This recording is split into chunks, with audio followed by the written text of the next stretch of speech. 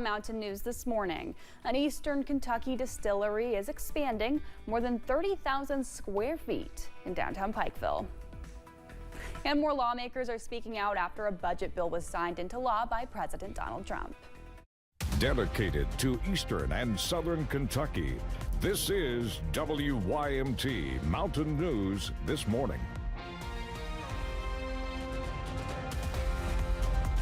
Good morning. Happy Friday to you, Mountain family. I'm Amelia Lee here with you on this July 11th. It's 6 o'clock on this hot start to our Friday morning. But we're going to check on in with meteorologist Eric Dean for a full look at what we're going to experience with this muggy, hot, foggy day. You know, Amelia, I got to thinking we could have just taped this forecast Monday and played it throughout the entire week, and it would have been the same story. Starting off with temperatures in the 60s and 70s, dew points in the 60s and 70s with rain chances in the afternoon hours. Good morning, Jackson County. If you're near the McKee area, you're seeing a little bit of patchy fog out there. 66 is the current temperature. Dew points are in the upper 60s and low 70s as well. You can see throughout eastern Kentucky, temperatures in the 60s and 70s, low 70s in Jackson, as well as London, 72 in Somerset, 73 in Monticello. In terms of visibility, starting to let up just a little bit in some places, dwindle down in others. Look at Williamsburg, 0, Jonesville, 0, Pikeville, 0, 4 in Hazard, 7 in Jackson. There's a look at live pinpoint Doppler radar. All is quiet. Here's your golf forecast for today. Starting off okay, but as rain chances pick up, we'll go to the fair side. I'll have a complete first alert forecast coming up in a few minutes. It is 6:01. Let's send it back to Amelia. In West Virginia, the body of a missing man from Wayne County was found in Fayette County. Deputies say the body of Robert Waller was found Monday off US 60 in the Charlton Heights area. Waller was reported missing on Thursday of last week. The body was sent to the medical examiner's office. The Fayette County Sheriff's Department is investigating. Well, the Tennessee Bureau of Investigations is looking into an officer-involved shooting in Knox County. The agency says Knox County deputies were trying to serve a warrant at a home on Wintry Oak Way on Wednesday. The TBI says deputies tried to take a man into custody when he showed a knife. This led to a deputy firing a shot, which hit the suspect. The man was taken to the hospital with non-life-threatening injuries. No other injuries were reported. One person is dead after a hit and run along I-75 in northern Kentucky. State police say this happened just after 2:30 yesterday morning near the 153-mile marker in Grant County. Troopers say the person continued driving after they hit and killed the pedestrian with their vehicle. Troopers say if you have any information about this case, contact the Dry Ridge KSP post at 859-428-1212.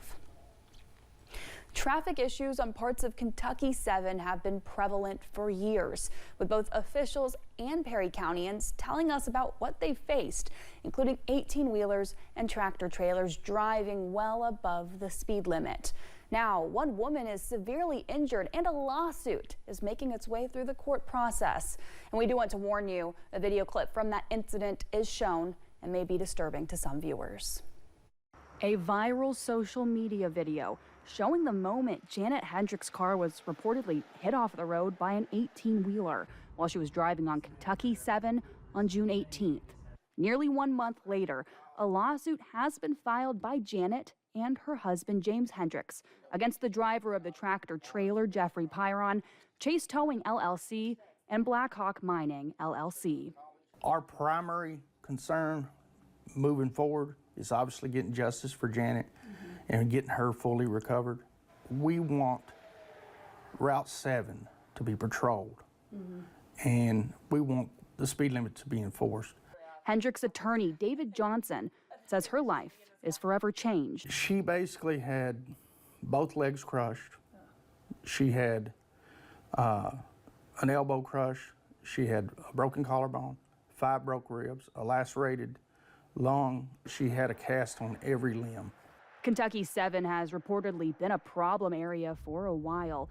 Jesse Day with the Perry County Sheriff's Office telling me this road fluctuates between 35, 45, and 55 miles per hour. For the last 10 years, we've got multiple complaints of big trucks speeding on the road, driving reckless. It's kind of a dangerous road. Perry County native Burl Hurt took me to the road it all started on. He says he's driven on this road for years and fears for the safety of everyone who has to take that route. The way that truck hit that car, it could have easily been a bus, and we could have multiple fatalities. I'm off of Kentucky 7 in Cornetsville, where folks tell me they're worried about tractor trailers just like these two going too fast on this road. They say they have one message: slow down.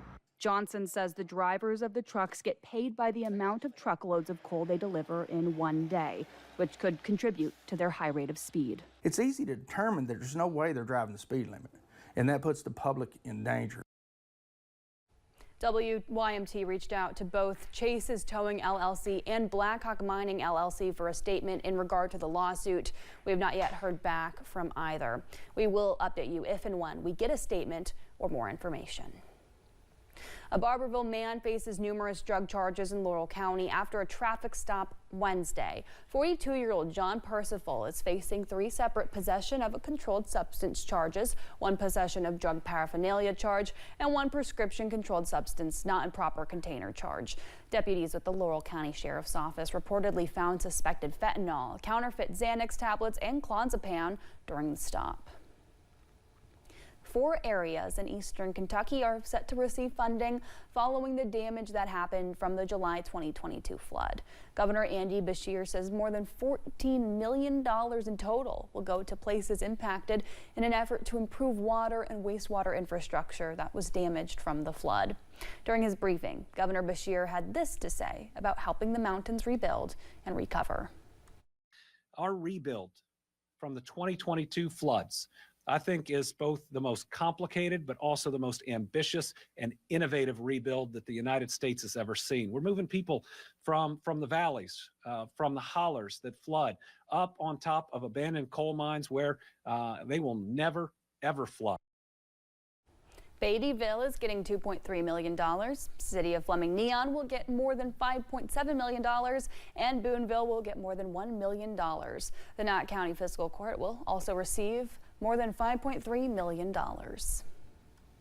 Members of the UK men's basketball team made an appearance as volunteers at an event to help those in need. Yesterday, the Lexington Rescue Mission hosted a summer party event helping people living on the streets while having some fun and playing games. Several Wildcats made appearances to hand out supplies, serve ice cream, sign autographs, and even more, including one Eastern Kentucky native. Being able to just play basketball with the people and just spend some quality time and light up their day a little bit. When you can do that, it's always good. In addition to giving away items like socks, bottled water, and hygiene items, yesterday's event also included a water balloon fight with the community and the basketball team members. More lawmakers are speaking out after a budget bill was signed into law by President Donald Trump. Kentucky Congressman Morgan McGarvey spoke about how the big beautiful bill will force massive cuts to rural health care and says Republicans don't really care about rural Americans. Kentucky leaders have said that an estimated 35 rural hospitals could close within the next couple of years due to the cuts made to health care. Authorities did confirm at least 120 people are dead after flash flooding that impacted parts of Texas. Rescue efforts are ongoing for more than 170 people following the natural disaster. The president signed a federal disaster declaration at the request of Texas Governor Greg Abbott. The president says he plans to visit the impacted areas today to survey that damage.